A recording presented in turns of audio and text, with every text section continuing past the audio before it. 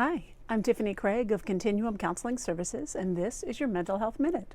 Now, we've spent some time talking about anxiety, and I've given several techniques. I have several more to come, but I haven't quite got there yet. I have been thinking quite a lot about the holidays coming up and hearing a lot from clients about the challenges that often come when you have to deal with your families at the holidays. And as if that were not enough, now we have family with the holidays right after a highly contentious political election. Woohoo! So this year it's going to be probably more important than years in the past to have a strategy before you deal with families that are more troublesome, I'll say, and to be clear on kind of how you're going to approach the situation before you get there. If you want to get through this holiday time as connected as possible with your family and as sane as possible. So I do encourage you to go back and look at the YouTubes that I've done so far on managing anxiety, because step one, as always, because step one is always regulate your body. You'll need some of those techniques in order to do that. So step one in dealing with families over the holidays, particularly if political things come up and it gets heated, self-regulate, self-regulate, self-regulate. And then when you're done, self-regulate, because you want to be in the thinking part of your brain, not the reactive part of your brain. Very few people can send most of us into being reactive faster than our families, even those of us who are skilled at this. It takes a lot of practice, and it's just not easy. So I do encourage you to brush up on your skills so that you can keep your body as centered as possible and keep in your thinking brain as much as possible. So after you've self-regulated, you're going to need some cognitive strategies in order to deal well and effectively with family during the holidays. Okay, so cognitive strategies. I want you to remember the 3 Ds. D1, distract. D2, deflect. And D3, decline. Okay, so distract is sort of an easy one. You know, grandma says, "Oh, I just can't believe how children are blah, blah, blah, blah, blah." She says something that you actually agree with, and she's thinking that it's a bad thing.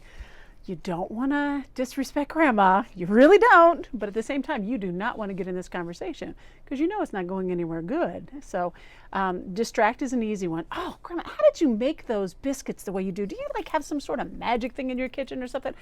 Will you teach me how you do that?" Or my favorite go-to in our family, "How about those Ravens?" Actually, it's "How about those Redskins" in my family, but shh, don't tell. So distract is an easy one. Second one, deflect. Deflect takes maybe a little bit more, I'll say, practice. You might want to come up with a phrase or something that can sort of get you out of the conversation without committing to any particular stance. One of my favorite ones lately is, "We sure do live in interesting times." And just leave it at that. I mean, what are they going to say?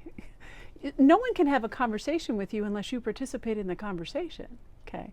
If there's a dialogue that's going back and forth and you don't like where it's going, you can always stop talking.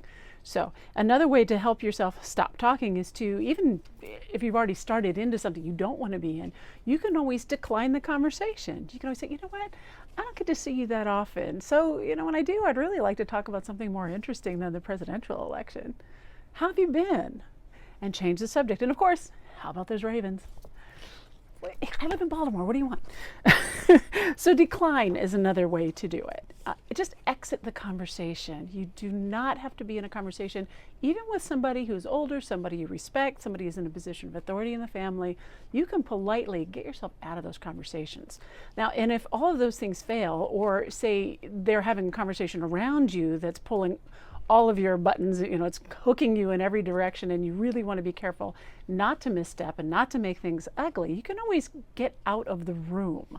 So one surefire way to get yourself out of the room is to say, "I have to excuse myself for a moment," and use the restroom. Because, who's going to argue with, "I got to go to the bathroom"? Kind of embarrassing if they don't let you go, right? And bathrooms can be magical places, because basically people aren't going to bother you in there unless you have small children, which is a blog for another time, because the fingers under the door, mom thing. But for the most part, in the bathroom, people are, for the most part, going to leave you alone.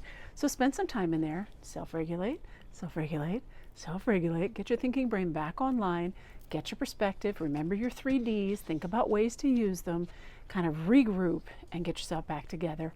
And get back in the conversation if you have to. Now, if you feel like for some reason either you don't have a car or it would cause too much chaos for you to leave early and you are actually stuck there, remember there really are no shoulds, have tos, or musts. They're all choices. If you choose that the best thing for you to do is to actually stay there with your crazy family who are driving you nuts, you can always do what my My former supervisor, Rob Burdett, used to say, just pop the popcorn and watch the crazy show.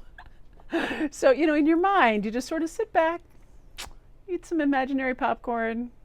Families can be incredibly entertaining at times. Just sort of watch the way the things fly and think about the way people think and the way they do. And don't participate in the conversation. And if they ask you a question, there's always, we sure do live in interesting times. And how about those Ravens?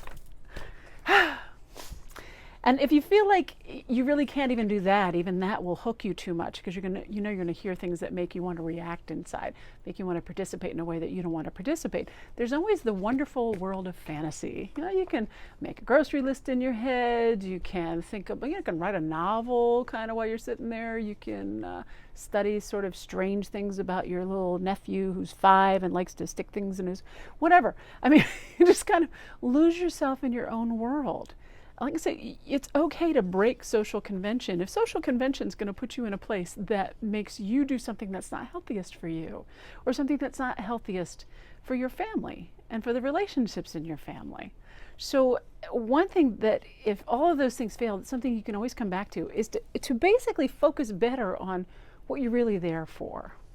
Someone tries to get you into a conversation like, well, you sure aren't participating in this conversation, or whatever it may be. I don't know how your family talks, but so you look them in the eye and you say, I love you. And they ask you another question and they try to bait you again and you say, I love you. And you just keep saying it until they get really tired of hearing you saying it. Why do you keep saying I love you? Would you rather I didn't love you? Because I love you and because I care about you, I just don't want to have this conversation right now. And that sometimes can be inflammatory, so be careful too. You may not want to give that much information. You may want to say, again, like I said before, with our decline, you can say, I don't get to see you all that often, or we don't get to have quality time together that often, or whatever it may be, something that's honest. So I'd really rather spend this time talking about something else. It's like I said, nobody can have a conversation with you if you're not in the conversation. And while that may be what's expected of you, if it isn't the healthiest thing to do, it's not much of a gift to your family if you do it, right? So you can get out of it. Now be attentive. You know what your hooks are. You know what the things are that really pull you into conversations. So be thoughtful about what those things are going to be. And sometimes people are going to say things that make you want to, and it's not going to help. So don't do that, okay? Listen for the hooks and remind yourself of 2 things. 1, when somebody is baiting you into a conversation, they're not going to listen to what you have to say anyway. So you're not going to convince them of your point, and you're not going to convince them of your point, okay? There's an old American saying, what is it? Never try to teach a pig to sing. It just annoys the pig and hurts your ears, okay? So no, I'm not calling your family pigs necessarily, just saying. It's pointless. Don't engage in pointless conversation, because the only thing that can come from it is people hurting each other. And I'm thinking that's not the goal of a holiday gathering, right? Okay. The second thing is to remember that you have nothing to prove to anyone. A lot of times in our family of origin, they don't see us for who we are. They see us for who we have been, or who they perceived us to be, or who the latest rumors said we were, okay? But that isn't necessarily who we are. It often is not who we are. You have nothing to prove. You have to know who you are and know that it doesn't matter if these other people see you for who you are. Those who want to see you will see you. Those who don't want to see you will not see you, no matter what you do. Even if you won the presidential election, they wouldn't see your gifts. They wouldn't see what you bring to the family. You'd still be little so-and-so, baby so-and-so's little sister, little brother, whoever, Families tend to lock you in. Okay, so don't buy it. Know who you are, and don't try to prove to anybody, because you don't need to, and it's not helpful. So I hope that some of these tips have been helpful. Chew the meat, spit out the bone. Do the very best you can, and know that if it doesn't go well, it's okay. All you can do is your best, and you can always learn from whatever happens. So again, just to review, step 1, always, always, always self-regulate, right? Step 2, once you're in your thinking brain, defy some social norms. And some ways that I gave you to defy the social norms are distract, deflect, and decline. And when all of those fail, try exit, get out of the conversation. Or you can do the broken record. I love you. I love you. I love you. Unless you're lying. If you don't love them, don't say that. But say something else that gets you out of it. Okay, so all that to say, good luck. I wish you the very best with your families, and find the joy, find the laughter, find the hilarity. Even when things are horrible, there's usually something you can laugh at. So in my next video, I will talk some about holidays and grief, which is another ball of wax that we definitely want to tackle, but I'll save that for a different video. For now, just think about the things that I've said. If I can be helpful in any way, my contact information is here on the blog, and I look forward to talking to you. Take good care. Be well. You know, let's face it, sometimes life is just hard. The good news is you don't have to go through it alone. We all hit different bumps and challenges along the way, and I'm here to help you. So go to my website, www.mypeace.co. That's www.mypeace.co, not com, C-O. I do mean that. And click on the Contact Tiffany button. Let's talk. You can send me an email, you can text me, you can call me, either way. But let's figure out how we can get you moving from surviving to thriving. As the great Maya Angelou once wrote, surviving is important, but thriving is elegant. So let's thrive. I'll talk to you soon.